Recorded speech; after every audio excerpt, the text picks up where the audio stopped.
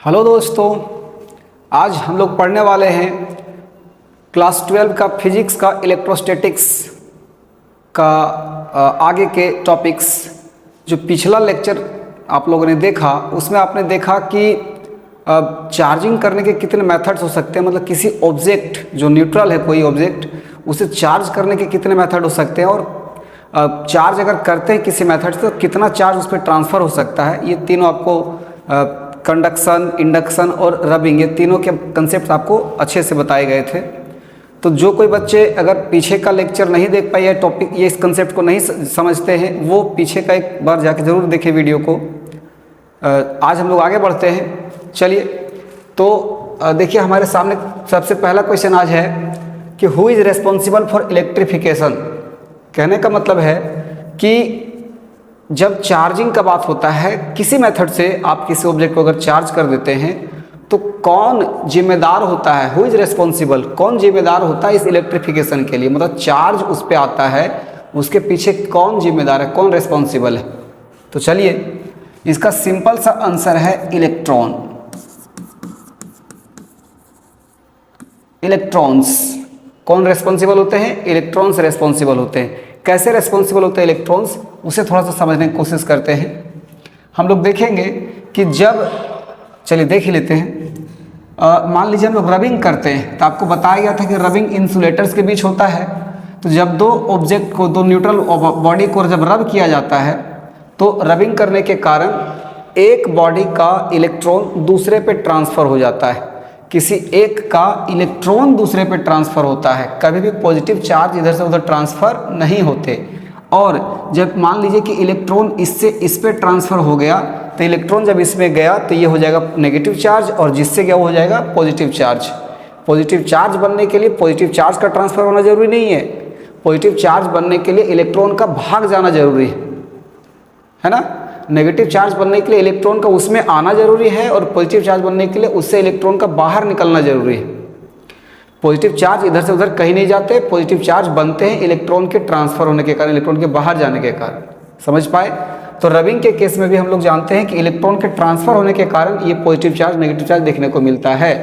In case of conduction का बात कर लेते हैं। अगर कंडक्शन का बात हम लोग करें तो आप पढ़ाया गया है कि दो अगर स्फीयर है और एक पॉजिटिव चार्ज स्फीयर था, ये पॉजिटिव चार्ज था, तो कंडक्शन के कारण जब इसको टच करवाते हैं तो ये इसका चार्ज, पॉजिटिव चार्ज इस पे ट्रांसफ़र हो जाता है। तो हम लोग को लगता है कि ये पॉजिटिव चार्ज खुद इस पे ट्रांसफ़र हो गया, पॉजिटिव चार्ज यहाँ से यहाँ ट्रांसफ़र हो गया, जबकि हकीकत ऐसा नहीं है। होता क्या है, तो ये न्यूट्रल बॉडी जो आपको दिख रहा है, ये जो आपको न्यूट्रल बॉडी दिख रहा है, इस न्यूट्रल बॉडी में आपको पता है कि पॉजिटिव चार्ज और नेगेटिव चार्ज की मात्रा बराबर होती है। इसके पास नेट चार्ज जीरो होने का मतलब इसके पास जितने पॉजिटिव चार्ज है उतने नेगेटिव चार्जेज हैं। ठीक है, अब इसके पास पॉजिटिव चार्जेज है, उसका मतलब पॉजिटिव चार्ज की मात्रा इस पर ज़्यादा है। अब क्या होगा, इनके पास जो इलेक्ट्रॉन्स है वो इलेक्ट्रॉन्स को ये अट्रैक्ट करेगा और इससे इलेक्ट्रॉन्स निकल के आएंगे और इनको न्यूट्रलाइज करेंगे। इससे इलेक्ट्रॉन निकल के आएगा और इनको क्या करेगा, न्यूट्रलाइज कर देगा।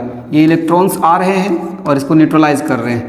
तो इलेक्ट्रॉन्स इससे इसमें आया, अगर मान लीजिए 4 इलेक्ट्रॉन्स आए तो 4 पॉजिटिव चार्ज को न्यूट्रलाइज कर दिया, तो इसके पास अब देखिए पॉजिटिव चार्ज की मात्रा कम हो गई है ना। अब ये 3 बचे हुए, ये तीनों पॉजिटिव चार्जेस इस पर बचे हुए हैं, और चूंकि इससे इलेक्ट्रॉन्स निकल के इसमें आया, इसलिए इसके पास कौन सा चार्ज आ जाएगा, इस पर पॉजिटिव चार्जेज आ जाएंगे, क्योंकि इलेक्ट्रॉन्स निकल के इसमें आया है।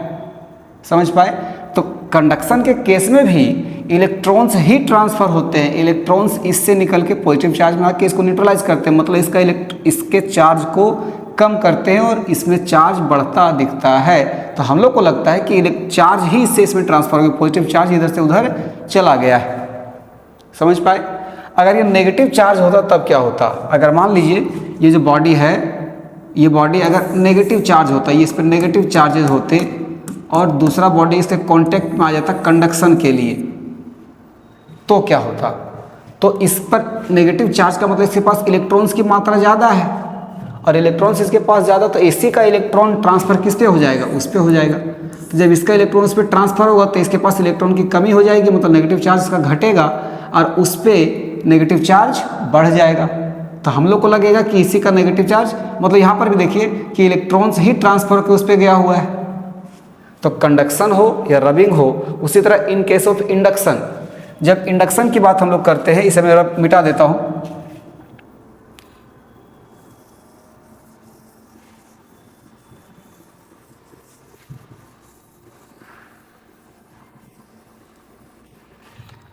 जब हम लोग इंडक्शन की बात करते हैं तो ये मान लीजिए ये कांटेक्ट में है, इसके पास चार्जेस भरे पड़े हैं। तो आपको बताया गया है कि इसके अंदर का नेगेटिव चार्ज इसके नज़दीक आ जाएगा, इस साइड आएगा, और पॉजिटिव चार्ज दूर चला जाएगा, पोलराइड हो जाएगा। मतलब क्या होगा, इस एरिया में इसको नेगेटिव चार्ज का ज़्यादा कलेक्शन देखने को मिला, इस साइड पॉजिटिव चार्जेस होगा। उसके बाद क्या प्रोसेस था कि इसको अर्थ से कनेक्ट किया जाता है, अर्थिंग कर दिया जाता है। तो अर्थ चूंकि इसके पास देखिए पॉजिटिव चार्जेज हैं, उसका मतलब इलेक्ट्रॉन्स की क्या है, कमी है। इस एरिया में पॉजिटिव चार्ज होने का मतलब इसके पास इलेक्ट्रॉन्स की कमी है, और इलेक्ट्रॉन्स की कमी है, उसका मतलब अर्थ से इलेक्ट्रॉन्स निकल के आएंगे, इधर से इलेक्ट्रॉन्स निकल के आएंगे, इलेक्ट्रॉन्स आएंगे और इन्हें क्या करेंगे, न्यूट्रलाइज कर देंगे सबके साथ। तो इलेक्ट्रॉन्स निकल के इनको न्यूट्रलाइज कर दिया, उसके कारण इसके पास फिर ये चार्ज से बचेंगे, मतलब इसके पास कौन सा चार्ज आ जाएगा, नेगेटिव चार्ज आ जाएगा। समझ पाए? तो यहाँ भी देखिए in case of induction, induction के केस में भी इस पे चार्ज आएगा कब, जब इलेक्ट्रॉन्स ही ट्रांसफर होंगे। अगर मान लीजिए यहाँ पर इस पर होता नेगेटिव चार्ज, सपोज इस पे क्या होता है, इस पे होता नेगेटिव चार्ज, और यहाँ दूसरा ऑब्जेक्ट इसके नज़दीक रखा हुआ है, इंडक्शन होगा, और इंडक्शन के कारण अब क्या होने वाला है, तो यहाँ पर देखिए इस नेगेटिव के कारण यहाँ पॉजिटिव चार्जेज आ जाएंगे, तो इधर क्या होगा, नेगेटिव चार्ज आ जाएगा। जब इसे अर्थ से आप कनेक्ट करिएगा तो इसके पास इलेक्ट्रॉन्स ज़्यादा मात्रा में, इस रीजन में, इस क्षेत्र में इलेक्ट्रॉन्स की मात्रा ज़्यादा है, और इलेक्ट्रॉन्स की मात्रा ज़्यादा, तो ये खुद इलेक्ट्रॉन्स ही इधर ट्रांसफ़र हो जाएंगे, अर्थ में चले जाएंगे। तो उसके चक्कर में यहाँ पर सिर्फ पॉजिटिव चार्ज नज़र आएगा, मतलब नेगेटिव चार्ज होने के कारण इलेक्ट्रॉन्स यहाँ पर बढ़ जाता है, इलेक्ट्रॉन्स बढ़ने के कारण इलेक्ट्रॉन ही अर्थ में चला जाता है। यहाँ भी इलेक्ट्रॉन का ट्रांसफ़र ही हो रहा है, यहाँ भी इलेक्ट्रॉन का ट्रांसफ़र ही हो रहा है। उसी तरह कंडक्शन रहे या रबिंग रहे, सब जगह पर आप देखिएगा तो due to transfer of electron, सिर्फ इलेक्ट्रॉन के ट्रांसफ़र होने के कारण इलेक्ट्रिफिकेशन हो रहा है, चार्ज आ रहे हैं। इसलिए कौन रिस्पॉन्सिबल है इसके लिए, तो इलेक्ट्रॉन्स ही रिस्पॉन्सिबल है। कहीं अगर आपको लगे पॉजिटिव चार्ज, प्रोटॉन्स ये सब, तो वो सब का कोई मतलब नहीं है। प्रोटॉन्स या पॉजिटिव चार्ज क्यों दूसरे में ट्रांसफ़र नहीं हो पाते, उसके पीछे सिंपल रीज़न है कि प्रोटॉन्स का अगर बात करें तो प्रोटॉन्स एटम के न्यूक्लियस में होता है, तो वो किसी में जा नहीं सकता, प्रोटॉन्स का काम खत्म। अगर पॉजिटिव चार्ज का बात करें तो पॉजिटिव चार्ज एक इलेक्ट्रॉन के कंपेयर में बहुत ज़्यादा भारी होता है, क्योंकि पॉजिटिव चार्ज होने का मतलब है कि उसके न्यूक्लियस में प्रोटॉन्स और न्यूट्रॉन्स होंगे, है ना। तो उसके चक्कर में एक इलेक्ट्रॉन के कंपेयर में एक पॉजिटिव चार्ज बहुत ज़्यादा भारी होता है, और भारी रहेगा तो इधर से उधर ट्रांसफ़र होना बड़ा मुश्किल है, वो नहीं हो पाएगा। उसके पहले इलेक्ट्रॉन ही ट्रांसफ़र हो जाए, क्योंकि वो हल्का है। तो यहाँ पर इस क्वेश्चन का कंसेप्ट क्लियर हुआ कि रेस्पॉन्सिबल सिर्फ इलेक्ट्रॉन से, कहीं पर भी जब चार्ज का इधर उधर हो रहा हो उसका मतलब पक्का वहाँ इलेक्ट्रॉन ही इधर उधर ट्रांसफ़र हुआ होगा, हमें नहीं दिखाई देता, बात अलग है। चले, ठीक है, आगे बढ़ते हैं। अब हम लोग को देखना है, ये देखिए, अब अगला टॉपिक जो हम लोग को पढ़ना है properties of charge. Properties of charge कहने का मतलब है कि चार्ज के क्या गुण हैं, जिसके अंदर सबसे पहला जो अपने को पढ़ना है वो लाइक चार्जेज। देखिए लाइक चार्जेज जो होते हैं वो लाइक चार्जेज एक दूसरे को पसंद नहीं करते। लाइक चार्जेज कहने का मतलब क्या, positive charge positive charge, positive positive same same type का चार्ज है, तो पॉजिटिव चार्ज पॉजिटिव को कभी भी पसंद नहीं करेगा। तो लाइक का मतलब यहाँ पर एक जैसा चार्ज जो है वो कभी एक दूसरे को पसंद नहीं करता है। मतलब लाइक चार्जेज कभी पसंद नहीं करेंगे, मतलब क्या, दूर भगाने की कोशिश करेंगे, रिपेल ईच अदर। तो ये क्या करते हैं, एक दूसरे को रिपेल करते हैं, है ना। लाइक चार्जेज होता है वो एक दूसरे को रिपेल करते हैं, दूर भगाने की कोशिश करते हैं, कभी पसंद नहीं करेंगे नजदीक लाना। और वहीं अगर अनलाइक चार्जेज का अगर बात करें, अनलाइक चार्जेज जो अलग अलग टाइप के चार्जेज हैं, तो जो अलग अलग टाइप के चार्ज कहने का मतलब क्या क्या, पॉजिटिव चार्ज नेगेटिव चार्ज। तो पॉजिटिव नेगेटिव दोनों अलग टाइप के हैं, उसका मतलब दोनों के बीच क्या होगा, अट्रैक्शन होगा। और अट्रैक्शन होगा क्योंकि वो दोनों एक दूसरे को पसंद करते हैं, इसीलिए यहाँ पर अट्रैक्शन होता है, अट्रैक्शन। उन दोनों के बीच क्या होगा, अट्रैक्शन। तो लाइक चार्जेज एक दूसरे को देखना पसंद नहीं करते, दूर भगाने की कोशिश करते हैं, और अनलाइक चार्जेज होते हैं एक दूसरे को अट्रैक्ट करते हैं, नज़दीक लाने की कोशिश करते हैं। ऐसा हमारे डेली लाइफ में भी देखने को मिलता है।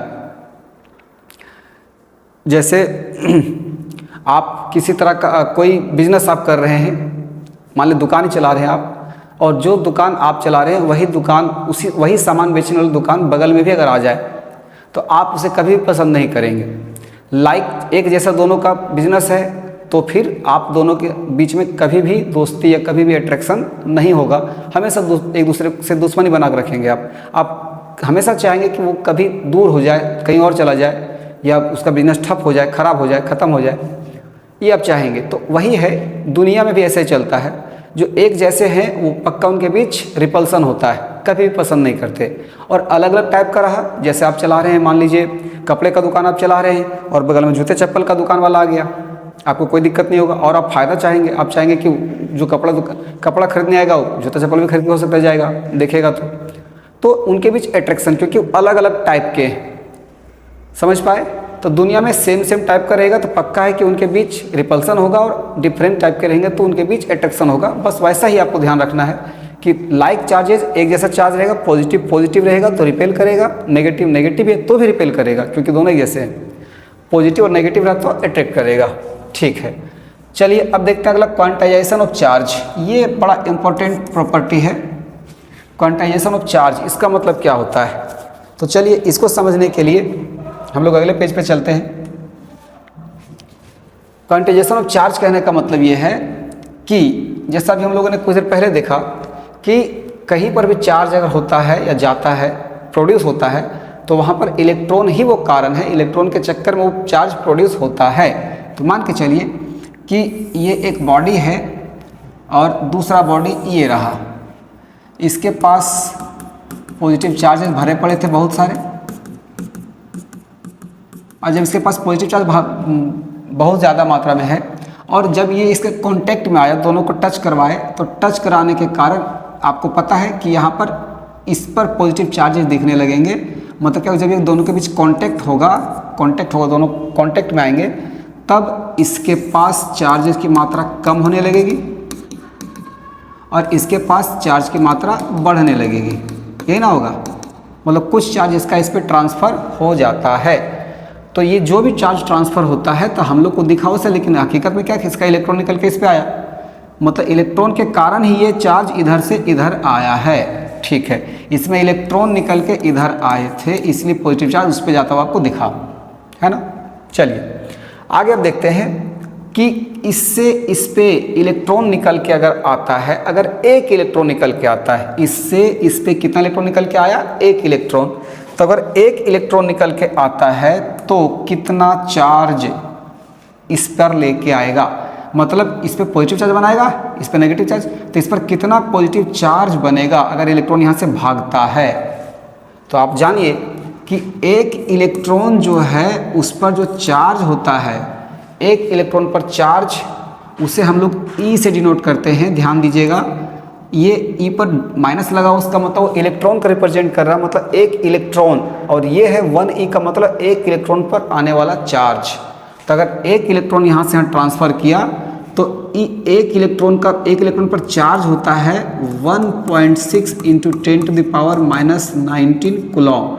हम लोग इलेक्ट्रॉन पर नेगेटिव चार्ज के कारण माइनस लगा सकते हैं, और जिस पर इलेक्ट्रॉन गया उस पर माइनस हो जाएगा, और जिससे इलेक्ट्रॉन गया उस पर प्लस हो जाएगा। लेकिन वैल्यू कितना रहेगा, यही रहेगा वैल्यू 1.6 × 10⁻⁻19 कूलम। समझ पाए, मतलब एक इलेक्ट्रॉन अगर इससे इस पर ट्रांसफ़र हुआ तो कितना पॉजिटिव चार्ज इस पर छोड़ के जाएगा, इतना 1.6 × 10⁻⁻19 कूलम, जिसे हम क्या कह सकते हैं 1e। अगर यहाँ से इस पर 5 इलेक्ट्रॉन गए तो 5 इलेक्ट्रॉन जाने का मतलब क्या हो जाएगा, एक इलेक्ट्रॉन पर जो चार्ज को हम ई से लिखते हैं, तो 5 इलेक्ट्रॉन पर जो चार्ज गया उसको 5e कह सकते हैं आप, जिसका अगर वैल्यू आप कैलकुलेट करना चाहें तो आप कह सकते हैं 5 × 1.6 × 10⁻⁻19 कूलम, मतलब हो जाएगा 8 10⁻⁻19 कूलम। इतना कूलम चार्ज इस पर पॉजिटिव चार्ज बनेगा और इस पर नेगेटिव हो जाएगा। मतलब इससे इस पे इलेक्ट्रॉन ट्रांसफ़र हो रहा है, जितना इलेक्ट्रॉन इस पे ट्रांसफ़र होगा, अगर मान लें यहाँ से इस पे 500 इलेक्ट्रॉन ट्रांसफ़र हुआ तो यहाँ पर मैं कह सकता हूँ कि इस पर कितना पॉजिटिव चार्ज देखने को मिलेगा, तो 500 ई। क्यों? क्योंकि एक इलेक्ट्रॉन ट्रांसफर हुआ तो उसे हम कह रहे हैं 1 ई चार्ज इस पर आया पॉजिटिव वाला, 2 गया तो इस पर 2 ई आता, 5 गया तो 5 ई इस पे आता। उसका मतलब इससे इस पे अगर इलेक्ट्रॉन गया 500 तो उसका मतलब इस पे अभी चार्ज 500 ई पॉजिटिव में और इस पे चार्ज क्या हो जाएगा 500 ई नेगेटिव में, है ना। चलिए तब 500 ई। अब सोचिए क्या कभी ऐसा पॉसिबल है कि हम बोले कि इससे इस चीज़ से इस पे इलेक्ट्रॉन जो ट्रांसफ़र हो रहा है वो 3.5 3.5 इलेक्ट्रॉन इससे इस पे चला गया, 3.5 इलेक्ट्रॉन इससे इस पे जाएगा। उसका मतलब समझिए, उसका मतलब 3.5 मतलब 3 इलेक्ट्रॉन जाएगा और इलेक्ट्रॉन का आधा टुकड़ा जाएगा। सोचने वाली बात है कि क्या एक इलेक्ट्रॉन का टुकड़ा हो सकता है। अगर इलेक्ट्रॉन का टुकड़ा हो पाएगा तो आधा इलेक्ट्रॉन जा सकता है, और अगर इलेक्ट्रॉन का टुकड़ा ही नहीं हो पाएगा तो वो इलेक्ट्रॉन आधा में टुकड़ों में नहीं जा सकता, जाएगा फिर पूरा पूरा जाएगा। तो चूँकि आपको पता है कि इलेक्ट्रॉन जो है इस यूनिवर्स का अभी तक जो ज्ञात है उसमें इस यूनिवर्स का सबसे छोटा एलिमेंट है, सबसे छोटा ऐसा पार्टिकल है जिसके पास चार्ज है। मतलब चार्ज को रखते हुए सबसे छोटा जो पार्टिकल अभी तक पता है वो इलेक्ट्रॉन है, और चूँकि सबसे छोटा यही है उसका मतलब इससे छोटा अभी नहीं हो सकता, है ना। तो इलेक्ट्रॉन जिसके पास चार्ज होगा उसमें सबसे छोटा पार्टिकल कौन है? इलेक्ट्रॉन। मतलब इलेक्ट्रॉन को और तोड़ के आप छोटा और छोटा आप नहीं कर सकते क्योंकि सबसे छोटा खुद है ही। तो जब हम इलेक्ट्रॉन को तोड़ नहीं सकते तो आधा इलेक्ट्रॉन, पौना इलेक्ट्रॉन, सवा इलेक्ट्रॉन ऐसे कैसे भेज सकते हैं? किसी में नहीं भेज सकते। मतलब इससे इलेक्ट्रॉन इसमें कभी भी टुकड़ों में नहीं जा सकता। जब इससे इलेक्ट्रॉन इसमें टुकड़ों में नहीं जाएगा मतलब जब जाएगा तो क्या होगा? पूरा पूरा जाएगा। पूरा पूरा जाएगा मतलब चाहे एक जाएगा तो दो जाएगा, 500, 1000, 2000, 5000, 10000 जो जाएगा, लेकिन कभी भी टुकड़ों में, पॉइंट में नहीं जा सकता। मतलब 2000.5 ऐसा नहीं हो सकता, 3000.6 ऐसा इससे इसमें इलेक्ट्रॉन ट्रांसफ़र नहीं हो सकता। 3000 चला जाएगा लेकिन 0.6 नहीं जा पाएगा, है ना। तो जब कभी भी इलेक्ट्रॉन इससे इसमें जाएंगे तो हमेशा किस में जाएंगे? इंटीजर्स में जाएंगे, नहीं फ्रैक्शन में नहीं जाएंगे। हमेशा किस में जाएंगे? इंटीजर्स में जाएंगे।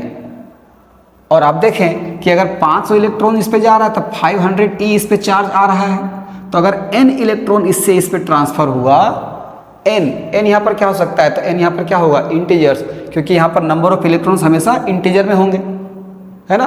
तो इससे जब इलेक्ट्रॉन इस पे ट्रांसफ़र होगा तो n इलेक्ट्रॉन ही ट्रांसफ़र हो सकता है। n मतलब इंटीजर्स ही ट्रांसफ़र हो सकते हैं। उसका मतलब अगर यहाँ से यहाँ n इलेक्ट्रॉन जा रहा है तो इस पर जो पॉजिटिव चार्ज बनेगा, वो पॉजिटिव चार्ज कितना हो जाएगा? Ne। एक इलेक्ट्रॉन जाने के कारण 1e, 5 इलेक्ट्रॉन के कारण 5e, 500 के कारण 500e। तो उसका मतलब n इलेक्ट्रॉन शेष में गया, उसका मतलब Ne चार्ज पॉजिटिव जिस पे दे देगा, है ना। जिस पे गया उस पर नेगेटिव चार्ज, जिससे गया उस पर पॉजिटिव चार्ज।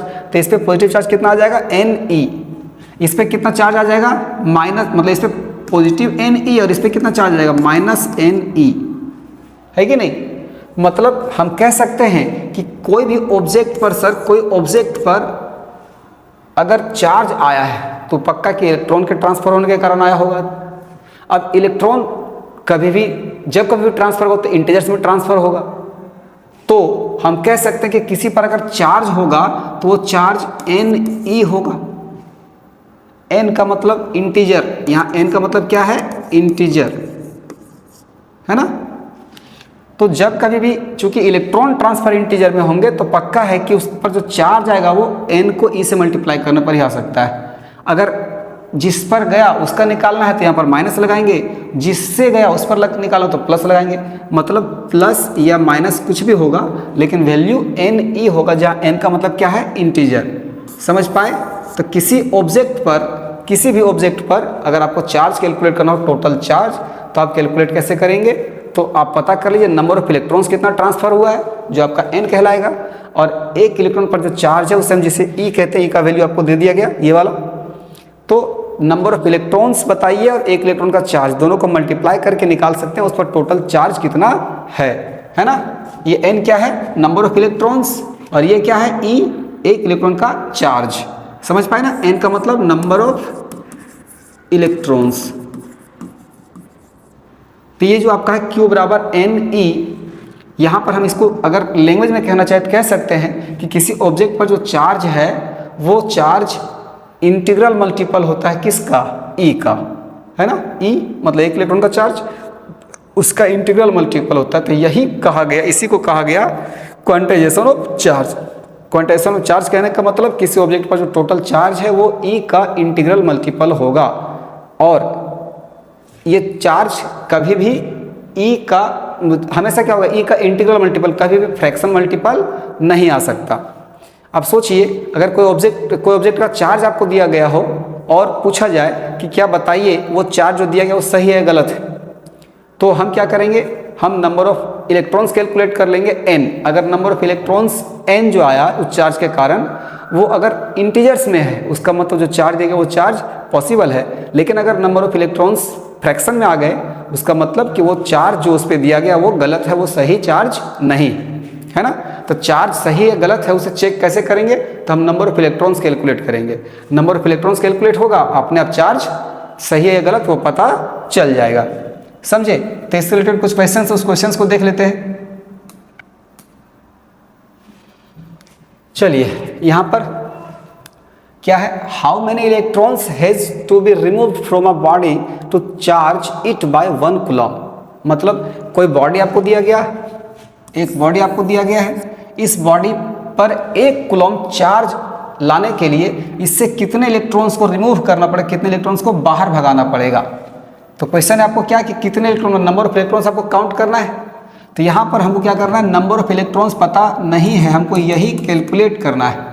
आपको क्या क्या दिया हुआ है, तो अपने को दिया गया है Q का वैल्यू, इस पर कितना चार्ज लेके आना है, कितना चार्ज इस पर आना चाहिए 1 कूलम, तो इस पर चार्ज आना चाहिए 1 कूलम, और इस पर नंबर ऑफ इलेक्ट्रॉन्स जो भगाना है, इससे बाहर निकालना है, वो नंबर ऑफ इलेक्ट्रॉन्स आपको कैलकुलेट करना है। तो जैसा कि हम लोग अभी पढ़े कि Q इज इक्वल टू क्या होता है NE, है ना। Q यहाँ पर कितना दिया 1 coulomb is equal to N, नहीं पता नंबर ऑफ इलेक्ट्रॉन्स, लेकिन ये E मतलब एक इलेक्ट्रॉन पर चार्ज जो कितना होता है 1.6 इंटू 10⁻⁻19 कूलम, है ना। तो यहाँ पर अगर डिवाइड कर दें तो 1 कूलम बाय में ये आ जाएगा 1.6 into 10⁻⁻19 coulomb is equal to N। Coulomb से कूलम कैंसिल हो जाएगा, कूलम से कूलम कैंसिल, और इसको सॉल्व करने पर आपको पता चलेगा आंसर आएगा N is equal to 6.25 into 10⁻18, है ना।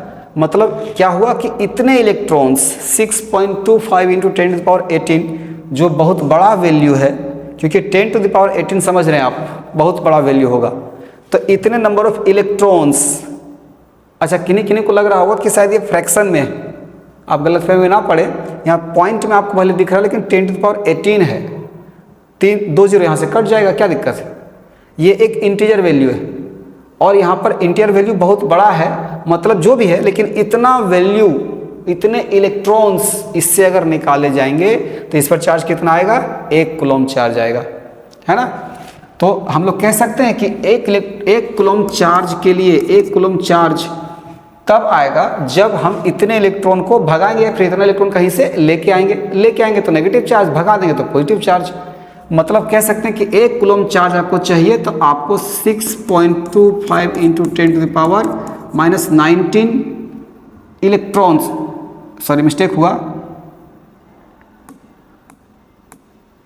10⁻18 इलेक्ट्रॉन्स आपको चाहे लाना चाहे भगाना, मतलब इतने इलेक्ट्रॉन्स का ट्रांसफर होना चाहिए, तभी वो पॉसिबल है 1 कूलम चार्ज। क्लियर हुआ। तो आपको ध्यान में रखना है इस चीज़ को कि 1 कूलम चार्ज के लिए कितने इलेक्ट्रॉन्स का ट्रांसफर होना जरूरी है 6.25 इंटू 10⁻18। ये डाटा याद रख लीजिएगा, बहुत काम देगा आपको। ठीक है, आगे बढ़ते हैं नेक्स्ट क्वेश्चन की ओर। चलिए देखते हैं इसको क्या कहा गया। Which of the following is telling a lie. जो 4 आपको दिख रहे हैं, 4 में से कौन है जो झूठ बोल रही है। हेमा, रेखा, जया और सुषमा, ये चारों जो चारों में से कौन है जो झूठ बोल रही है। अब देखते हैं झूठ क्या बोल पहले रही है। Hema says she has a charge of 3.2 into 10⁻⁻18 coulomb. इतना उसके पास चार्ज है, कितना है 3 हेमा के लिए पहला देखते हैं 3.2 इंटू 10⁻⁻ -18 इतना उसके पास चार्ज है। अब ये चार्ज सही है कि नहीं, हमें वही तो चेक करना है कि जो चार्ज है ये चार्ज सही है या गलत है, क्या ये चार्ज पॉसिबल है। अगर ये चार्ज पॉसिबल है उसका मतलब हेमा सही बोल रही होगी, और अगर ये चार्ज नहीं है पॉसिबल उसका मतलब है कि हेमा ही झूठ बोल रही है। तो ये चार्ज पॉसिबल है या नहीं है ये कैसे चेक करेंगे आप।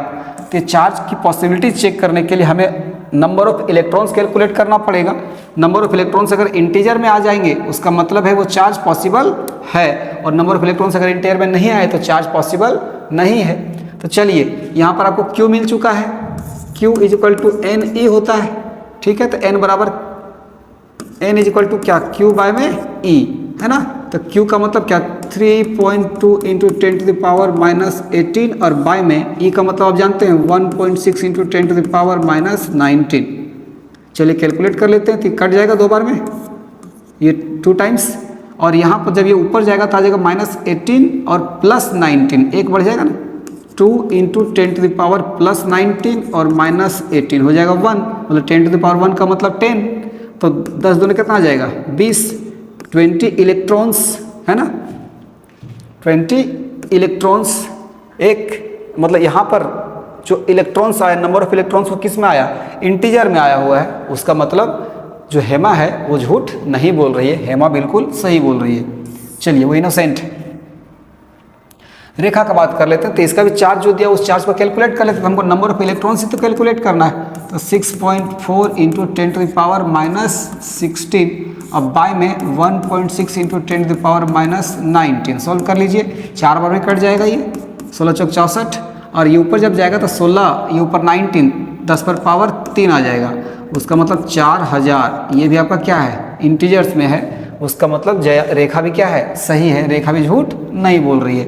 जया की बात कर लेते हैं। तो जया के पास जो चार्ज है 1.6 इंटू 10⁻⁻16 और बाय में आया 1.6 इंटू 10⁻⁻19, ये ऊपर जाएगा तो फिर प्लस में आ जाएगा, ये कट जाएगा यहाँ से एक बार में। तो 1 इंटू ये जाएगा ऊपर तो 3 आ जाएगा ना, 10⁻3 मतलब 1000। इसके पास भी इलेक्ट्रॉन्स कितने हैं, 1000, मतलब वो भी झूठ नहीं बोल रही है। फाइनली बची सुषमा, मतलब पक्का है शायद यही बोल रही होगी झूठ, लेकिन कंफर्म होने के लिए कैलकुलेट करेंगे हम लोग। N is equal to total number of charge यहाँ पर है 1.6 इंटू 10⁻⁻20 और बाय में नंबर ऑफ एक इलेक्ट्रॉन का चार्ज 6 इंटू 10⁻⁻19। चलिए ये तो एक बार में कट जाएगा। 1 इंटू ये जब ऊपर जाएगा तो देखिए 10 पर पावर 19 प्लस में और -20, 10 टू द पावर क्या आ गया -1, तो 1 इंटू 10 टू द पावर -1 उसका मतलब 1/10, उसका मतलब 0.1। ये देखिए फ्रैक्शन में आ गया, मतलब नंबर ऑफ इलेक्ट्रॉन्स फ्रैक्शन में यहाँ पर दिख रहा है, जो पॉसिबल नहीं है। इलेक्ट्रॉन कभी भी फ्रैक्शन में नहीं आ सकता, कभी भी टूट नहीं सकता। तक उसका मतलब है कि अगर नंबर ऑफ इलेक्ट्रॉन्स 0.1 नहीं हो सकता, उसका मतलब ये चार्ज पॉसिबल नहीं है। उसका मतलब सुषमा ही झूठ बोल रही है, मतलब इसका आंसर हो जाएगा डी ऑप्शन, सुषमा। समझ पाए कैसे कैलकुलेट, कैसे चेक करेंगे कौन झूठ बोल रही है कौन सच बोल रही है। नंबर ऑफ इलेक्ट्रॉन्स कैलकुलेट करने का तरीका आपको समझ में आ गया होगा। चलिए आगे देखते हैं क्या कहा गया। A neutral body is charge negatively, what happens to its mass. एक बॉडी है कोई, वो बॉडी पर नेगेटिव चार्ज आया है, तो बॉडी पर नेगेटिव चार्ज आने का मतलब उसके मास पर क्या असर पड़ेगा। तो आपको पता है कि बॉडी पर नेगेटिव चार्ज कब आएगा, चूंकि इलेक्ट्रॉन ही वो कारण है ट्रांसफर होने का जिसके चक्कर में चार्ज आते हैं, चाहे पॉजिटिव चाहे नेगेटिव। और आपको एक और चीज़ पता है कि जिस पर इलेक्ट्रॉन जाता है उस पर चार्ज आ जाता है नेगेटिव। उसका मतलब इसको अगर इस पर अगर नेगेटिव चार्ज है, उसका मतलब इलेक्ट्रॉन कहीं और से इसी के पास आए होंगे, इलेक्ट्रॉन्स इसी के पास आए होंगे, मतलब इसके पास इलेक्ट्रॉन्स क्या हैं, आ चुके हैं, उसी चक्कर में इस पर क्या है, नेगेटिव चार्ज है ना। अब इस पे इलेक्ट्रॉन्स है तो इसके मास पर क्या असर पड़ेगा। तो देखिए पहले इसका जो मास था वो तो था, लेकिन बाहर से इलेक्ट्रॉन्स इस पे नेगेटिव चार्ज क्यों आया, क्योंकि बाहर से इलेक्ट्रॉन्स आ गए। तो इलेक्ट्रॉन्स आएंगे तो क्या वो बिना मास का आएंगे। इलेक्ट्रॉन एक पार्टिकल है और उस पार्टिकल के पास भी तो कुछ ना कुछ मास होता है। हाँ भले प्रोटॉन या पॉजिटिव चार्ज की मात्रा में बहुत कम होता है, लेकिन मास तो होता है ना। तो इलेक्ट्रॉन जब आता है तो अपने साथ अपना मास भी लेकर आएगा, क्योंकि आपको पता है कि चार्ज कभी भी बिना मास का पॉसिबल नहीं है। कहीं पर अगर मास नहीं है उसका मतलब वहाँ पर चार्ज नहीं हो सकता, बिना मास का चार्ज पॉसिबल नहीं है। तो इलेक्ट्रॉन अगर आया तो अपने साथ अपना मास लेके आया होगा, तो इसके पास जो पहले से कुछ मास था, मान लेते हैं इसका मास पुराना था m, और जो नंबर ऑफ इलेक्ट्रॉन्स, जो इलेक्ट्रॉन्स यहाँ पर आए वो इलेक्ट्रॉन्स अपना अपना मास लेकर आए होंगे, तो टोटल जो इलेक्ट्रॉन आया वो भी अपना मास इसमें ऐड हो जाएगा। तो अब हो गया प्लस m, है ना। तो अब टोटल मास जो है वो पहले से ज़्यादा हो चुका है, बढ़ चुका है। समझ पाए, इलेक्ट्रॉन आया, चार्ज अपना लेकर आया नेगेटिव, लेकिन मास तो लेकर आया ना भाई, तो मास तो उसमें जुड़ ही जाएगा ना। ठीक, तो यहाँ पर कह सकते हैं कि अगर कोई नेगेटिवली चार्ज बॉडी है, मतलब अगर कोई नेगेटिवली चार्ज बॉडी, तो उसके पास इलेक्ट्रॉन आएंगे, उसका मतलब इसका मास क्या होगा, इसका मास इंक्रीज कर जाएगा, है ना, इसका मास बढ़ जाएगा। और जिससे इलेक्ट्रॉन, मान ले इस पे पॉजिटिव चार्ज है, तो पॉजिटिव चार्ज कब होता है, जब इससे इलेक्ट्रॉन्स बाहर भाग जाते हैं। तो इलेक्ट्रॉन जब बाहर भाग जाएंगे उसका मतलब क्या है कि अपना मास तो भी लेके भागेंगे। तो जब अपना मास लेके बाहर चले जाएंगे उसका मतलब इसके पास पहले मास था m में से अब इलेक्ट्रॉन जो भागे लेके वो अपना मास कम कर देंगे, तो इसके पास क्या होगा, मास की कमी होगी, मतलब मास डिक्रीजेज, है ना। तो हाँ, बहुत ज़्यादा डिक्रीज और बहुत ज़्यादा इंक्रीज नहीं करता है, क्योंकि इलेक्ट्रॉन बहुत हल्के होते हैं। लेकिन फिर भी अगर कहा जाए, अगर एग्जैक्टली आपको चेक करना हो तो पक्का है कि यहाँ पर मास इंक्रीज करेगा, यहाँ पर मास डिक्रीज करेगा। तो नेगेटिवली चार्ज बॉडी के पास मास इंक्रीज करता है, पॉजिटिव चार्ज बॉडी के पास मास डिक्रीज करता है। कारण समझ पाए आप। तो इसका आंसर क्या हो जाएगा, a neutral body is charge negatively, what happens to its mass, तो इसका मास क्या होगा, इंक्रीज करेगा, है ना। इस कंसेप्ट को जरूर कॉपी कर लीजिएगा आप कि कब मास बढ़ता है कब मास घटता है। ठीक है, आगे जा रहे हैं, चलिए नेक्स्ट क्वेश्चन। बोला गया a neutral body is charged bye 1 microcoulomb, ये यू नहीं है, माइक्रो है, 1 माइक्रोकूलम। एक बॉडी के पास, न्यूट्रल बॉडी के पास कितना चार्ज अभी दिख रहा है, by 1 microcoulomb. Find number of electrons transferred from it. चलिए समझ गए आप। तो आपको क्या दे दिया गया इस जगह पर, अभी आपको दिया गया है चार्ज कितना, 1 माइक्रोकूलम। और आपको पता है माइक्रो का मतलब कितना होता है, माइक्रो का मतलब 10⁻⁻⁶, नैनो का मतलब 10⁻⁻⁹, पिको का मतलब 10⁻⁻12। चलिए बहुत अच्छा। तो यहाँ पर Q आपको दिया 1 माइक्रोकूलम, उसका मतलब आपके पास है 1 × 10⁻⁻6 कूलम चार्ज, है ना। माइक्रो का मतलब 10⁻⁻6। तो आपको पूछा जा रहा है कि नंबर ऑफ इलेक्ट्रॉन्स कितने ट्रांसफर हुए होंगे, मतलब नंबर ऑफ इलेक्ट्रॉन्स आपको कैलकुलेट करना है। तो Q बराबर हम लोग जानते हैं n बराबर Q/e, मतलब टोटल चार्ज जो आपका है 1 × 10⁻6, और बाय में जो हम लोग एक इलेक्ट्रॉन का चार्ज है E 1.6 × 10⁻⁻19। चलिए ये ऊपर चला जाएगा डिवाइड करने के लिए, और ये ऊपर जाएगा तो देखिए ऊपर 10 बाय नीचे 16, और ये ऊपर होगा 10 पर पावर +19 और +6 10⁻25, और इसको जब इसको डिवाइड करें तो आपके पास आ जाएगा 0.625 × 10⁻19 और 6 25। उसका मतलब जब इसको उधर ले जाएंगे तो 6.25 × 10⁻24, इतने नंबर ऑफ इलेक्ट्रॉन्स, 6.25 × 10⁻24, इतने इलेक्ट्रॉन्स कहाँ है,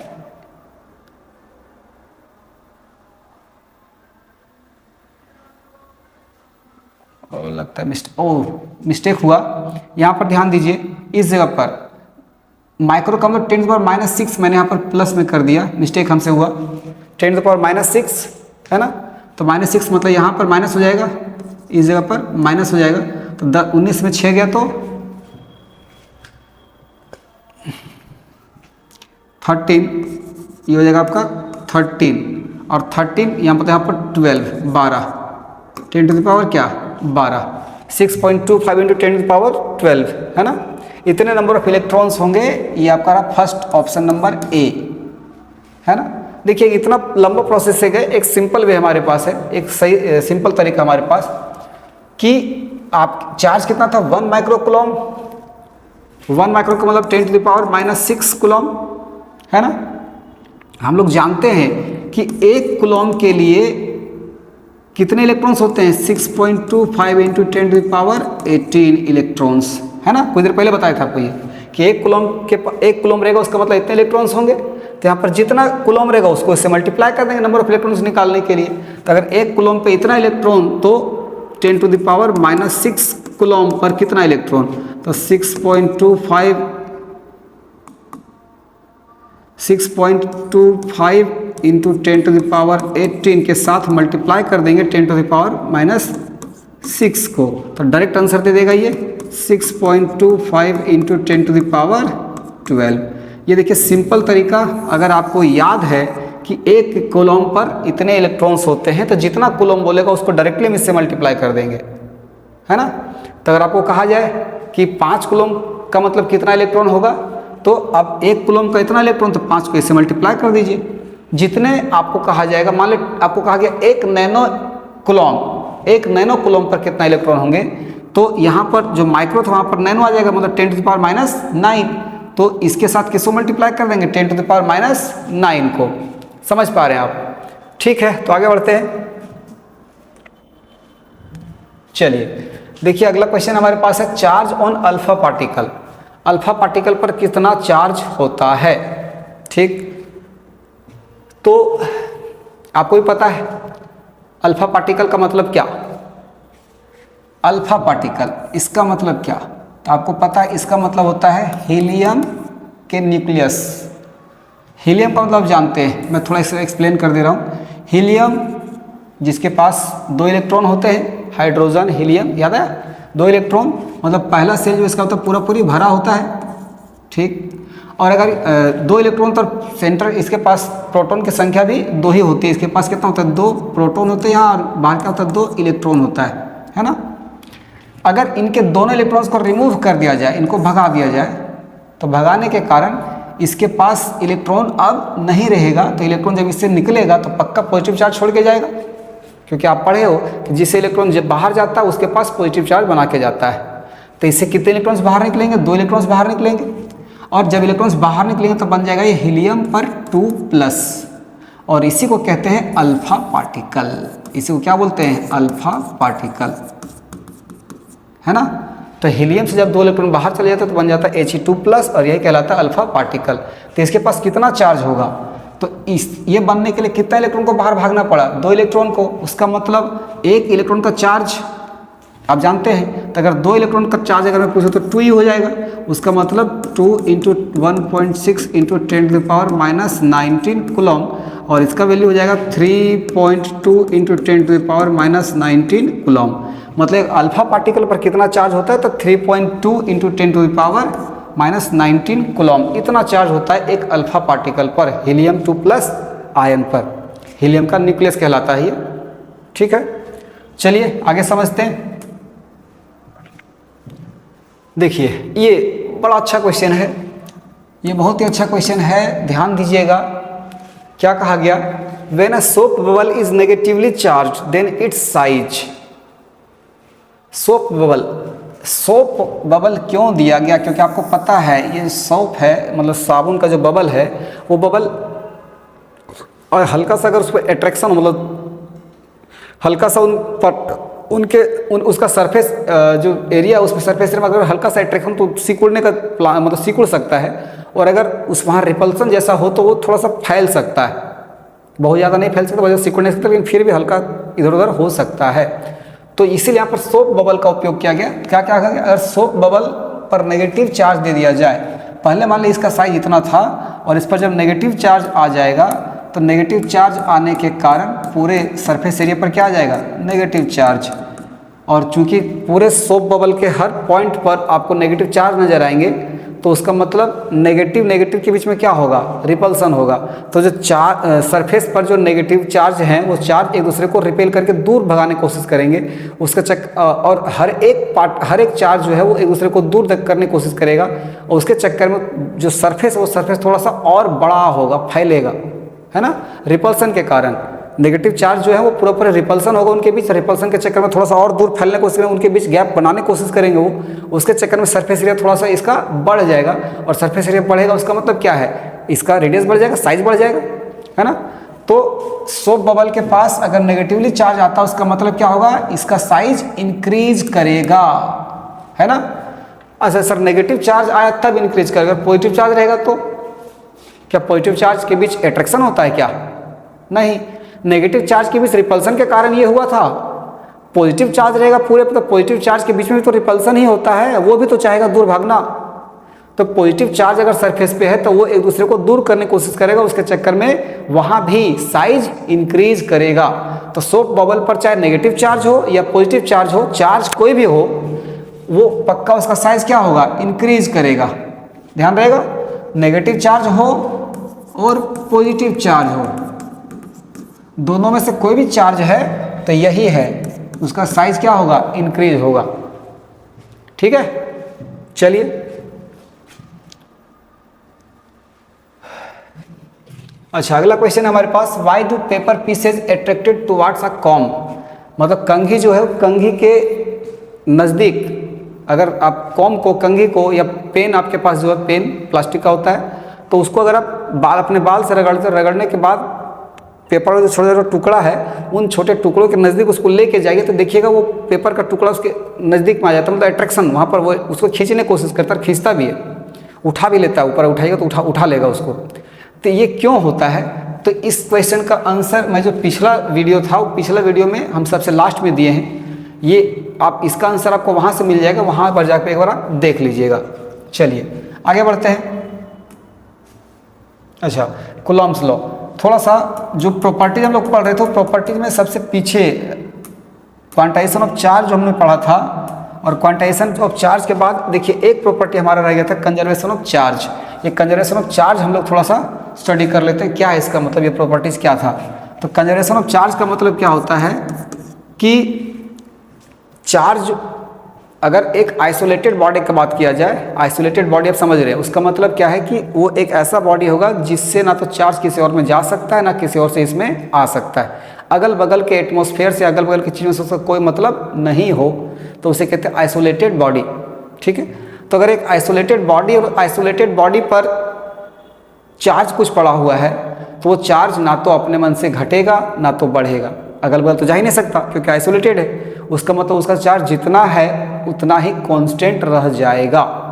मतलब charge on an isolated body, एक आइसोलेटेड बॉडी पे charge neither be created nor be destroyed, ना तो कभी वो क्रिएट हो सकता है चार्ज, ना तो बन सकता है, ना तो बिगड़ सकता है, ना तो बर्बाद हो सकता है, खत्म हो सकता है। चार्ज जितना था उतना ही रह जाता है, मतलब on an isolated body charge remains constant, charge कभी घटेगा नहीं, चार्ज कभी बढ़ेगा नहीं। ठीक है, समझ पाए। लेकिन क्या है, ध्यान दीजिएगा, आइसोलेटेड बॉडी पर नेट चार्ज जो था वही रह जाता है। यहाँ ध्यान देना, नेट चार्ज का बात चलता है। आइसोलेटेड बॉडी पर, बॉडी क्या होना चाहिए, आइसोलेटेड, और आइसोलेटेड बॉडी पर नेट चार्ज क्या होता है, remains constant, remains constant. Net charge घटता बढ़ता नहीं है। सर नेट चार्ज क्यों कहा जा रहा है, क्योंकि नेट चार्ज घटता बढ़ता नहीं, लेकिन चार्ज खत्म भी हो सकते हैं और चार्ज बनाए भी जा सकते हैं। अगर चार्ज खत्म होगा तो वो हमेशा पेयर में खत्म होगा, मतलब चार्ज जो है वो चार्ज डिस्ट्रॉय हो सकता है। चार्ज जब डिस्ट्रॉय होता है तो हमेशा पेयर में डिस्ट्रॉय होता है। ध्यान रखिए, मैं यहाँ पर बोल रहा हूँ नेट चार्ज हमेशा कांस्टेंट रहेगा, नेट चार्ज ना तो घटेगा ना तो बढ़ेगा, लेकिन जो चार्ज है वो पेयर में डिस्ट्रॉय हो सकते हैं और चार्ज पेयर में बन सकते हैं। और आपको पता है कि अगर चार्ज पेयर में डिस्ट्रॉय होता है या चार्ज पेयर में बनता है तो नेट चार्ज पर उसका कोई इफेक्ट नहीं पड़ता, मतलब नेट चार्ज जितना था पहले से उतना ही रह जाता है। इसे हम थोड़ा सा समझने की कोशिश करते हैं आगे। ये देखिए, मान लीजिए एक आइसोलेटेड बॉडी है, इस आइसोलेटेड बॉडी पे अभी +10 चार्ज है, इस पे कितना है, +10 चार्ज है। इस ऑब्जेक्ट के पास +10 पॉजिटिव चार्ज, मतलब 10 पॉजिटिव चार्ज है, और मान के चलिए कि इस पे 8 नेगेटिव चार्ज है। ठीक है, इस पर +10 मतलब 10 पॉजिटिव चार्ज और 8 नेगेटिव चार्ज है, तो इसका नेट चार्ज कितना है, तो इसका नेट चार्ज है +2 है ना, इसका नेट चार्ज कितना हो गया +2। चलिए अब देखते हैं, अगर इससे चार्ज डिस्ट्रॉय हुए होंगे, तो चार्ज अगर डिस्ट्रॉय हुआ तो पक्का है कि पेयर में जाएगा, और पेयर में जाएगा। हम मान लेते हैं कि इससे 2 पॉजिटिव चार्ज और 2 नेगेटिव चार्ज डिस्ट्रॉय हुए, ठीक। तो अब बताइए इसके डिस्ट्रक्शन के बाद अब इसके पास टोटल कितना पॉजिटिव चार्ज बता, तो +10 था, उसमें से 2 पॉजिटिव चार्ज खत्म हो गया, बचा +8, 8 नेगेटिव चार्ज था, उसमें से 2 नेगेटिव चार्ज चला गया, तो इसके पास 6 नेगेटिव चार्ज बचे। तब बताइए कितना आया, इसका नेट चार्ज कितना होगा, इसी के बराबर +2 है ना। मतलब चार्ज अगर डिस्ट्रॉय भी होते हैं तो रूल कहता है कि पेयर में डिस्ट्रॉय होंगे, और जब चार्ज पेयर में डिस्ट्रॉय होंगे तो नेट चार्ज पर कोई असर नहीं पड़ेगा, नेट चार्ज जितना था उतना ही रह जाएगा। उसी तरह अगर यहाँ पर चार्ज प्रोड्यूस होते हैं, अगर 2 चार्ज प्रोड्यूस होता है तो 2 प्लस चार्ज जो प्रोड्यूस होगा तो 2 माइनस के साथ प्रोड्यूस करेगा, मतलब 2 पॉजिटिव चार्ज और 2 नेगेटिव चार्ज प्रोड्यूस हो गए इसके अंदर, तो इस पर टोटल चार्ज अब कितना आ जाएगा आफ्टर प्रोडक्शन के बाद 10 पहले से था प्लस में और 2 और आ गया, कितना हो जाएगा 12 प्लस, और नेगेटिव चार्ज 8 माइनस में था और 2 और माइनस में आ गया, तो हो जाएगा 10 माइनस। अब देखिए नेट चार्ज कितना है +2, समझ में आया।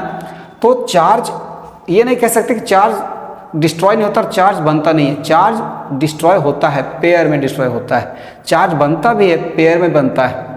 तो फिर ये कंजर्वेशन ऑफ चार्ज क्या कहता है, कहता है आइसोलेटेड सिस्टम पर net charge remains constant. Isolated word पर फोकस होना चाहिए और नेट पर फोकस होना चाहिए। आइसोलेटेड सिस्टम, आइसोलेटेड बॉडी पर नेट चार्ज कांस्टेंट होता है, चार्ज कांस्टेंट होता है ये कहना बेवकूफ़ी होगी, नेट चार्ज कांस्टेंट होता है, ठीक है। अब देखिए ये जब डिस्ट्रॉय होता है, तो जब चार्ज पेयर में डिस्ट्रॉय होते हैं तो उस प्रोसेस को हम लोग कहते हैं एनिहिलेशन। क्या कहते हैं इसे, एनिहिलेशन। एनिहिलेशन में क्या होता है, चार्ज पेयर में डिस्ट्रॉय होते हैं, है ना। और अगर चार्ज पेयर में प्रोड्यूस होता है उसे कहा जाता है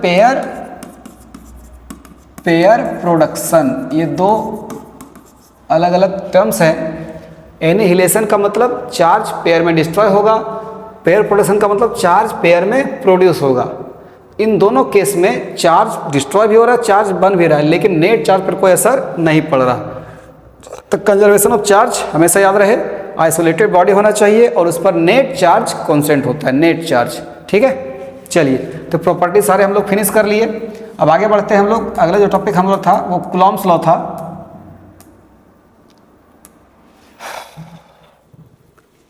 चलिए अब देखने की कोशिश करते हैं कि 2 पॉजिटिव चार्ज है, मान लीजिए कि एक पॉजिटिव चार्ज इस जगह पर पड़ा हुआ है, एक पॉजिटिव चार्ज, और दूसरा पॉजिटिव चार्ज इस जगह पर पड़ा हुआ है। इसके पास चार्ज कितना है, तो हम मान लेते हैं +Q और इसके पास मान लेते हैं +Q, दोनों के पास +Q है। तो आपको पता है चूंकि दोनों लाइक चार्ज एक जैसा चार्ज है तो दोनों के बीच रिपल्सन होगा, और रिपल्सन का मतलब दोनों एक दूसरे को धकेल के दूर करने की कोशिश करेगा। तो जब दूर करने की कोशिश करेगा तो फोर्स लगाएगा, बिना फोर्स का धकेल सकता नहीं है। तो अगर इन दोनों के बीच रिपल्सन हो रहा है उसका मतलब फोर्स लगा के दूर करने की कोशिश कर रहा है, तो कितना फोर्स लगा रहा है, ये इस पर कितना फोर्स से धकेलने की कोशिश कर रहा है, ये इस पर कितना फोर्स से धकेलने की कोशिश कर रहा है। इस चीज को बाबा कूलॉम ने एक लॉ दिया और उसके हिसाब से दोनों पॉइंट चार्ज के बीच फोर्स कैलकुलेट किया जाता है, चाहे वो फोर्स अट्रैक्शन का हो या फोर्स रिपल्सन का हो। दूर भगाने की कोशिश कर रहा है, नज़दीक खींचने की कोशिश कर रहा हो, लेकिन फोर्स लगाने बिना होगा नहीं। तो ये फोर्स कैलकुलेट कहाँ से होता है, कूलॉम्स लॉ से होता है, ठीक है। तो कूलॉम्स लॉ क्या कहता है, चलिए देख लेते हैं। अच्छा, इस पर मान लेते हैं कि इस पर चार्ज जो था अलग अलग चार्ज मान लेते हैं, इस पर चार्ज है Q1 और इस पर चार्ज है Q2, और इनके बीच का डिस्टेंस कितना हम मान लेते हैं, कोई ना कोई तो डिस्टेंस होगा भाई। तो इनके बीच का जो डिस्टेंस है कितना है, वो D। तो 2 पॉजिटिव चार्ज जिनके बीच का डिस्टेंस D है और एक पॉजिटिव चार्ज है Q1 और एक दूसरा है +Q2, तो इनके बीच फोर्स कितना लग रहा होगा। तो बाबा कूलॉम क्या कहते हैं, इस लॉ के, इनके लॉ के हिसाब से कहा जाता है कि इनके बीच जो फोर्स लग रहा होगा, वो फोर्स डायरेक्टली प्रोपोर्शनल होगा। बड़े ध्यान से सुनिएगा, इनके बीच जो फोर्स लगा वो फोर्स डायरेक्टली प्रोपोर्शनल होगा इन दोनों चार्जेस के प्रोडक्ट का। चार्ज कितना है Q1, दूसरा चार्ज कितना है Q2, उनका प्रोडक्ट मतलब Q1 इंटू Q2 है ना। Q1 और Q2 के प्रोडक्ट का डायरेक्टली प्रोपोर्शनल है।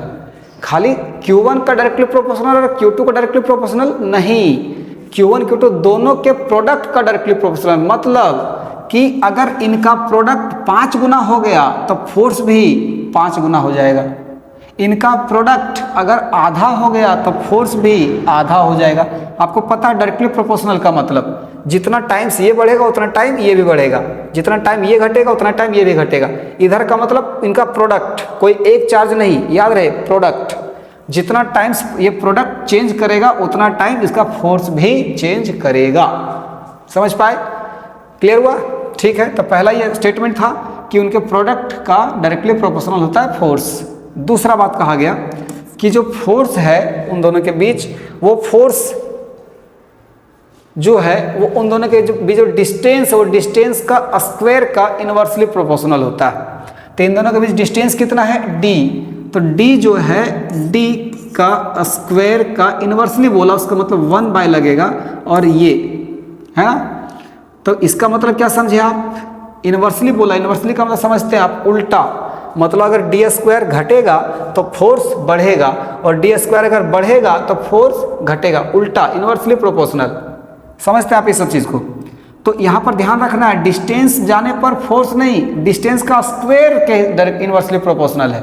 मतलब डिस्टेंस का स्क्वायर अगर 4 गुना बढ़ गया तो फोर्स 4 गुना कम हो जाएगा, 1/4 हो जाएगा। अगर डिस्टेंस का स्क्वायर अगर 3 गुना घट गया तो फोर्स जो 3 गुना बढ़ जाएगा। डिस्टेंस पर ध्यान रखिए, डिस्टेंस नहीं, डिस्टेंस का स्क्वायर का बात चल रहा है। डिस्टेंस का स्क्वायर घटना या बढ़ना चाहिए। डिस्टेंस का स्क्वायर अगर 5 गुना हो गया तो फोर्स 5 गुना कम। डिस्टेंस का स्क्वायर अगर 9 गुना घट गया तो फोर्स 9 टाइम्स बढ़ जाएगा। इसका स्क्वायर का डायरेक्ट इनवर्सली प्रोपोर्शनल। समझ पाए? तो अब अगर दोनों को हम साथ में एक साथ कंबाइन कर देते हैं तो हम लोग को मिलता है Q1 Q2 और बाय में D का स्क्वायर। और अगर हम इसे इक्वल में कन्वर्ट कर देते हैं तो यहाँ पर एक नया कांस्टेंट आता है, that is K Q1 Q2 और बाय में D का स्क्वायर, है ना। Force is equal to K Q1 Q2 by में D का स्क्वायर, जहाँ K है आपका प्रोपोर्शनलिटी कांस्टेंट है। इसका वैल्यू होता है, मैं यहाँ लिख देता हूँ, इसका वैल्यू फिक्स है।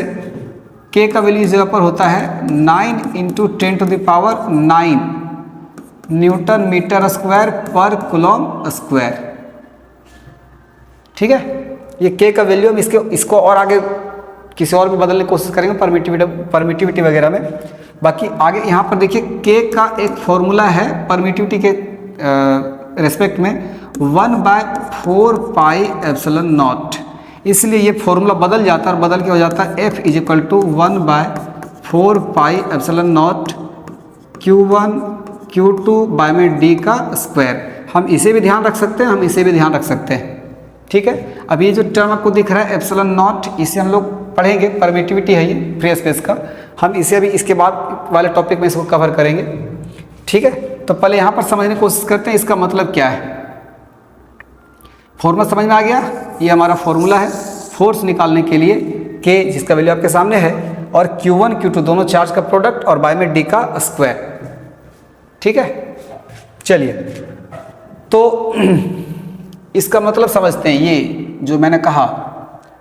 अब सोचिए अगर आपको क्वेश्चन दिया जाए कि ये दो चार्ज है और दोनों चार्ज और डिस्टेंस जो आपके सामने है, तो दोनों चार्ज जो है वो दोनों चार्ज का वैल्यू डबल कर दिया जाए। इन दोनों चार्ज का वैल्यू क्या कर दिया जाए? डबल कर दिया जाए। डिस्टेंस में कोई चेंजिंग नहीं है, तब फोर्स पर क्या असर पड़ेगा? तो देखिए अगर दोनों को हम डबल कर देते तो ये हो जाएगा 2 और ये भी हो जाएगा 2, तो 2 दूना 4, मतलब इनका प्रोडक्ट कितना गुना हो जाएगा? 4 गुना। अगर ये खुद डबल और ये खुद डबल तो दोनों का प्रोडक्ट करेंगे तो पक्का 2 दूना 4, 4 गुना हो जाएगा। उसका मतलब फोर्स 4 टाइम्स 4 गुना बढ़ जाएगा, है ना। दोनों अगर एक अगर इसको हम डबल करते हैं, इसको हम ट्रिपल कर देते हैं, इसको 2 गुना, इसको 3 गुना, तो क्या हो जाएगा? तो देखिए उसका प्रोडक्ट कितना होगा, तो 2 तिया 6, 6 टाइम्स। उसका मतलब क्या है कि फोर्स कितना हो जाएगा, 6 गुना हो जाएगा। समझ पा रहे हो? मतलब दोनों चार्ज जो है वो चार्ज कितना टाइम्स बढ़ता है, उसका प्रोडक्ट करिए, प्रोडक्ट जो आएगा वो उतना गुना हो जाएगा आपका फोर्स। ठीक, अगर मैं डिस्टेंस का बात करूं, अब मैं चार्ज को कांस्टेंट रख देता हूं, जितना चार्ज हो उतना रहेगा, चार्ज में चेंजिंग नहीं करेंगे। मैं डिस्टेंस का अगर बात करता हूं, तो अगर मैं डिस्टेंस पहले से जितना था उसका मैं 2 गुना कर दिया, डिस्टेंस हमने क्या कर दिया, डबल कर दिया, बढ़ा दिया। तो डिस्टेंस अगर हम लोग बढ़ा देते हैं तो उसके कारण फोर्स कम होगा। लेकिन अगर डिस्टेंस को हम 2 गुना किए हैं, तो 2 गुना करने का मतलब उसका डी स्क्वायर मतलब 4 गुना, तो डी स्क्वायर हो जाएगा 4 गुना, उसका मतलब फोर्स 4 गुना बढ़ जाएगा, है ना। डिस्टेंस आप 2 गुना किए तो हमको डी का स्क्वायर से ना मतलब है, डी से नहीं, डी के स्क्वायर से, तो डी का स्क्वायर क्या हो जाएगा 4, तो उसका मतलब डिस्टेंस 4 गुना हो गया, तो फोर्स 4 गुना, सॉरी डिस्टेंस 4 गुना बढ़ गया, उसका मतलब फोर्स 4 गुना घट जाएगा। उसका मतलब अगर डिस्टेंस आप बढ़ा दिए हो, आप डबल किए, उसके चक्कर में फोर्स 4 गुना कम हो जाएगा, क्योंकि डिस्टेंस का स्क्वायर के हिसाब से वो काम करता है। समझ पाए? फिर से समझ लीजिए, अगर दोनों चार्ज कांस्टेंट है और इनके बीच का डिस्टेंस जो था, डिस्टेंस को अगर हम 3 गुना कर दिए, डिस्टेंस जितना था उसका 3 गुना हम कर दिए, तो डी का स्क्वायर कितना हो जाएगा 9। तो चूंकि डिस्टेंस डी का स्क्वायर 9 टाइम्स हो गया, 9 टाइम्स बढ़ गया, उसका मतलब फोर्स 9 गुना कम हो जाएगा, मतलब फोर्स हो जाएगा 1/9 टाइम्स। समझ पाए? चलिए ठीक है, तो हम आगे कुछ क्वेश्चंस देखते हैं इससे रिलेटेड।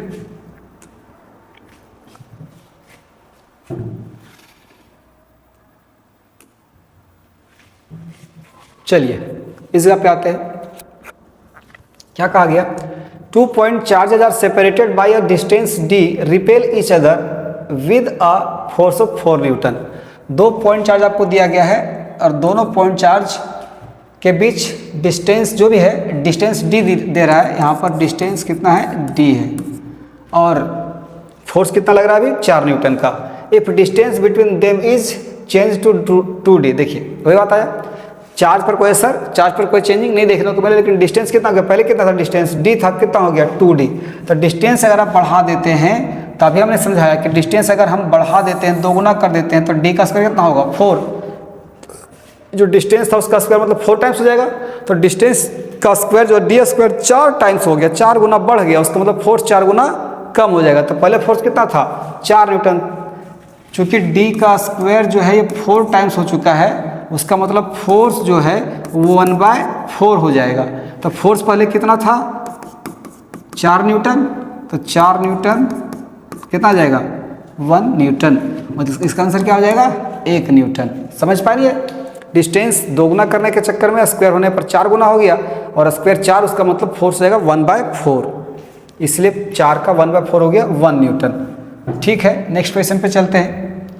ये रहा, two identical conducting spheres having charges 6 coulomb and 2 coulomb respectively placed at certain distance have force F between them. यहाँ पर 2 चार्ज आपको दिया गया है, एक चार्ज है 6 कूलम का और दूसरा चार्ज है 2 कूलम का, और उनके बीच डिस्टेंस है कुछ, और उनके बीच फोर्स लग रहा है F। आगे बोला if they are touched with each other, अगर दोनों पॉइंट चार्ज को टच करा दिया जाए, और टच कराने के बाद and then placed at same distance, और फिर वापस इसको रख दिया जाए वहीं पे, इन दोनों चार्ज को ऐसे टच करवा ले, टच कराने के बाद वापस उसको वहीं पर रख दिए, देन फोर्स बिकम्स, तो उनके बीच जो फोर्स है, फोर्स पर क्या असर पड़ेगा। तो ध्यान दीजिए, यहाँ पर डिस्टेंस पहले जितना था अभी भी डिस्टेंस बाद में भी रखा गया तो उतना ही रखा गया, डिस्टेंस में कोई चेंजिंग नहीं हुआ है, मतलब चेंजिंग चार्ज पे देख लेते हैं, चार्ज पे क्या चेंजिंग हुआ होगा। तो ध्यान रखिए क्या बोला गया, 2 आइडेंटिकल, है ना, आइडेंटिकल कंडक्टिंग स्फेयर्स, और जिसके पास चार्जेज है 6 कूलम और 2 कूलम। ठीक है, तो आपको बताया गया है पिछला लेक्चर में कि अगर 2 कंडक्टिंग स्फेयर को अगर आप जो आइडेंटिकल है उनको अगर हम लोग कांटेक्ट में लाते हैं, टच करवाते हैं, तो दोनों पर चार्ज जो है वो चार्ज टोटल चार्ज का आधा आधा हो जाता है। याद आया? 2 कंडक्टिंग स्फेयर्स अगर उनको हम कांटेक्ट में लाते हैं, टच करवाते हैं, तो इस पर टोटल चार्ज और इस पर टोटल चार्ज, दोनों चार्ज का टोटल कर दीजिए, Q टोटल, उसका आधा इस पर रहेगा और आधा इस पर आता है। कंडक्शन का जो मेथड ऑफ चार्जिंग कंडक्शन, उसमें आपको बताया गया ये बात। आप में से अगर किसी को पता नहीं है तो पिछले का इसका पहले का जो वीडियो उसको आप जाके देखिए, वहाँ पर आपको एक कंसेप्ट क्लियर किया गया है। तो जब ये टच करेगा तो टच करने के बाद यहाँ और यहाँ डिस्टेंस में कोई चेंजिंग नहीं, दोनों पर चार्ज कितना 6 कूलम और 2 कूलम कितना हो जाएगा 6 + 2 8 टोटल चार्ज, और बाय में क्या करेंगे हम लोग डिवाइड 2 से, तो कितना आ जाएगा 6 2 8 बटे तो 4, मतलब इस पर कितना आ जाएगा 4 कूलम और इस पर भी कितना आ जाएगा 4 कूलम। समझ पाए? अब इनके बीच डिस्टेंस में कोई चेंजिंग नहीं है, लेकिन चार्ज में चेंजिंग आ चुका है। अब सोचिए पहले फोर्स कितना था F, इस केस में फोर्स कितना था F, अभी फोर्स पर क्या असर पड़ा होगा, F डैश क्या हो गया होगा, ये अपने को चेक करना है। तो देखिए चार्ज का प्रोडक्ट पहले कितना था 6 दूना 12, अभी प्रोडक्ट कितना है 4 चौक 16, तो कितना गुना बढ़ा फोर्स, जो कितना गुना बढ़ा है, तो पहले था 6 दूना 12 मतलब, और अभी 4 चौक 16, इसको ऐसे कह सकते हैं फोर्स F ही था। ओके,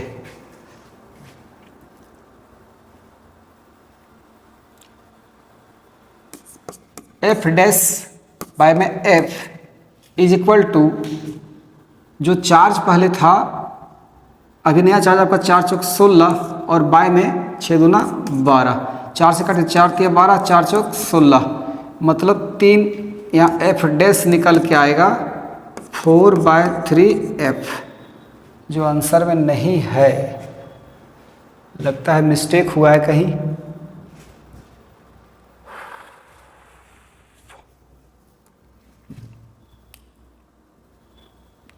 ये आंसर ये होगा, ये चारों ऑप्शन में से कहीं ना कहीं मिस्टेक हुआ है, कुछ ना कुछ गड़बड़ी हुई होगी।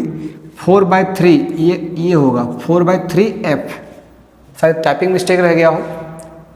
फिर से समझ लिए कंसेप्ट क्या कहा गया, कि दोनों चार्ज जो है वो दोनों चार्ज जितना था दोनों को टच करवाएगा, टच कराने के कारण आपको पता है जब कंडक्टिंग स्फीयर जब उसको टच करवाते हैं तो पक्का चार्ज टोटल चार्ज का आधा आधा हो जाएगा। तो टोटल चार्ज 6 2 8, 8 का आधा 4 और 4, दोनों पे 4 4 कूलम आ जाएंगे।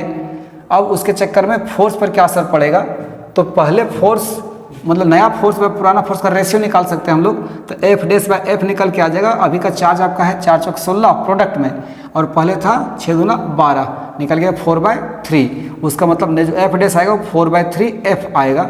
यही सही आंसर है, ये यहाँ पर आपका ये होना चाहिए सी ऑप्शन में। ठीक है, चलिए आगे बढ़ते हैं। इसको देख लीजिए क्या कहा गया, +2 and +6 कूलम, 2 charges are repelling each other with a force of 12 newton. यहाँ पर एक है +2 कूलम और एक है +6 कूलम, और इनके बीच फोर्स लग रहा है, वो फोर्स है 12 न्यूटन का, रिपेलिंग फोर्स पॉजिटिव चार्ज होने के कारण। If each charge is given -2 coulomb of charge, अगर दोनों को -2 कूलम, इसको -2 और इसको -2 कूलम दे दिया जाए, then the value of force will be. तो अभी अब ये है आपका, अगर इसको हम दोनों को, अगर इसको हम चार्ज देते हैं +2 कूलम था, उसको अगर हम -2 कूलम देते तो क्या बन जाएगा, ये बन जाएगा आपका न्यूट्रल, जितना प्लस था उतना माइनस है, मतलब ये न्यूट्रल बॉडी हो जाएगा, इस पर चार्ज नहीं रहेगा। और यहाँ पर +6 है तो +6 कूलम के साथ आ जाएगा -2, तो आ जाएगा क्या 4 कूलम, है ना, क्या आ जाएगा 4 कूलम। अब इसके पास 0 कूलम चार्ज ही नहीं है और इसके पास है 4 कूलम, तो आप आंसर डायरेक्टली सोच सकते हैं कि सर जब इसके पास चार्ज ही नहीं बचा, न्यूट्रल बॉडी हो गया, तो क्या ये इस पर फोर्स अप्लाई कर पाएगा, आंसर है नहीं। बाकी हम फॉर्मूला से कैलकुलेट कर लेते हैं, यहाँ पर F डैश मान लीजिए इसको आप, तो क्या होगा F dash by F, new force by पुराना फोर्स, तो यहाँ पर इनके चार्ज का प्रोडक्ट, तो 4 × 0 क्या हो जाएगा 4 × 0, और बाय में ऊपर 6 × 2, ये आंसर क्या हो जाएगा 0। उसका मतलब F डैश बराबर 0 × F, है ना, समझ गए। मतलब अब चूंकि -2 कूलम चार्ज दोनों को दिया गया, उसके चक्कर में ये न्यूट्रल बॉडी हो गया, और न्यूट्रल बॉडी उसका मतलब उनके बीच फोर्स नहीं लगेगा, समझे। तो इसका आंसर समझ गए। यहाँ पर जब ऐसा प्रॉब्लम मतलब ऐसा काम होगा, उसके बाद यहाँ पर कोई फोर्स उनके बीच नहीं लग रहा, क्योंकि एक चार्ज क्या हो गया है, न्यूट्रल हो चुका है। ठीक है, आगे चलते हैं अगला क्वेश्चन की ओर। देखिए कहा गया two charges of 1 nano coulomb are placed at a distance of 3 centimetre from each other in vacuum, find electrostatic force between them. ठीक है, चलिए तो यहाँ पर देख लेते हैं। एक कूलम आपका, एक चार्ज यहाँ, एक चार्ज यहाँ, एक है आपका 1 नैनो कूलम, दोनों है सेम। हाँ, ये भी 1 नैनो कूलम, नैनो कूलम वाला समझते हैं 10⁻⁹ और इनके बीच का डिस्टेंस दिया हुआ है 3 सेंटीमीटर। इनके बीच का डिस्टेंस है 3 सेंटीमीटर। हम लोग को इनके बीच फोर्स कैलकुलेट करना है। तो चलिए हम लोग जानते हैं फोर्स कैलकुलेट करने का मतलब K Q1 Q2 बाय में D का स्क्वायर। K का वैल्यू बताया गया आपको 9 × 10⁹ न्यूटन मीटर स्क्वायर पर कूलम स्क्वायर। और चार्ज जो आपका है, एक है 1 नैनो और दूसरा भी 1 नैनो, मतलब 1 × 10⁻⁹ और फिर से 99 10⁻⁹ और दूसरा फिर से भाई 1 ×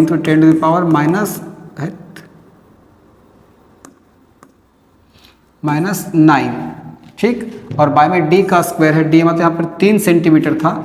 ये 3 सेंटीमीटर को अगर हम लोग मीटर में बदला जाएगा 3/100 मीटर। 1 सेंटीमीटर का मतलब 1 मीटर का मतलब 100 सेंटीमीटर, तो सेंटीमीटर को मीटर तो 100 से डिवाइड करेंगे 3/100। उसका मतलब यहाँ हो जाएगा 3/100 × 3/100, है ना, नीचे D का स्क्वायर। चलिए अब ले आते हैं।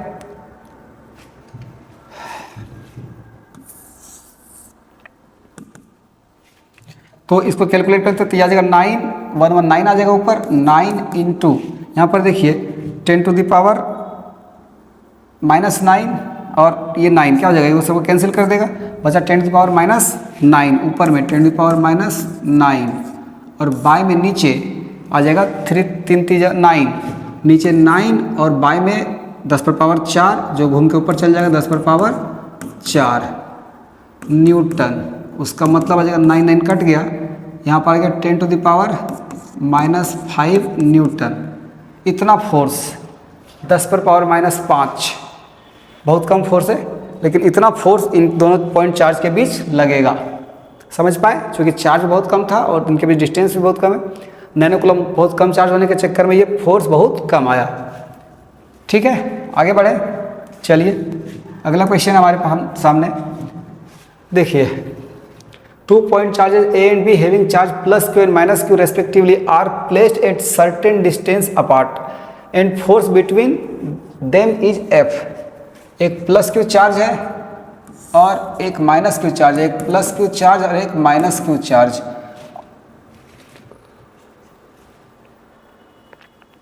इनके बीच फोर्स लगा है F और डिस्टेंस के बारे में कुछ नहीं कहा है शायद। ठीक है, अब बोला if 25% of charge A is transferred to B, अगर A का 25% अगर इसमें ट्रांसफ़र कर दिया जाता है, तो थोड़ा सोचिए, A का 25% उसका मतलब क्या हो जाएगा, Q/4 है ना। इसका Q था और Q में से Q/4 हटा दिया गया तो बच जाएगा क्या, 3Q/4। मतलब जो नया चार्ज इसके पास आएगा वो नया चार्ज हो जाएगा 3Q/4, क्योंकि इसका 25% ट्रांसफर उस पर कर दिया गया। जब इस पर 25% ट्रांसफर हो मतलब Q/4 इसमें ऐड हो जाएगा, तो यह आ जाएगा -Q + Q/4। उसका मतलब -4 +1 -3Q/4। समझ पाए। चलिए तो हो गया आपका -3Q/4। तो इनके बीच फोर्स कितना लगेगा ये पूछा जा रहा है। तो पुराना फोर्स हमारा F था, अभी नया फोर्स F' कैसे निकालेंगे, तो F' में पुराना वाला फोर्स इज इक्वल टू यहाँ पर चार्ज का प्रोडक्ट। यहाँ पर देखिए डिस्टेंस में कोई चेंजिंग नहीं है, इसलिए हम लोग डायरेक्टली रेशियो निकाल लेते हैं, है ना। तो इनके बीच ये आ जाएगा 3×3 9Q²/16 और बाय में नीचे Q²। तो क्या हो जाएगा, Q² से Q² कैंसिल, आ जाएगा क्या, F' is equal to 9/16F। 9/16F ये आपका आंसर है, ऑप्शन नंबर डी। समझ पाए। समझना, ये 25% इसका इसमें ट्रांसफर उसके चक्कर में ये प्रोसेस हुआ और यहाँ से अपने को 9F/16 आंसर निकल के आया। ठीक है, नेक्स्ट क्वेश्चन पर चलते हैं। चलिए देखते हैं क्या कहा गया। Two charges have electrostatic force between them is F if they are taken in medium where dielectric constant K then net force on them is. ये क्वेश्चन हम लोग अगले लेक्चर में करेंगे, क्योंकि यहाँ पर परमिटिविटी का कंसेप्ट हम लोग अभी तक नहीं पढ़े हैं। जब परमिटिविटी का कंसेप्ट आपको बताया जाएगा तब ये क्वेश्चन समझ में आएगा, तो हम लोग अगले वीडियो में इसको देखेंगे। ये वीडियो में अगर आप कुछ सीखे हैं तो इस चैनल को आप सब्सक्राइब कर दीजिए ताकि आगे के नोटिफिकेशंस आपको मिलते रहे। और अगर वीडियो अच्छा लगा हो तो इसे लाइक करें और अपने दोस्तों के साथ शेयर करें। Thank you.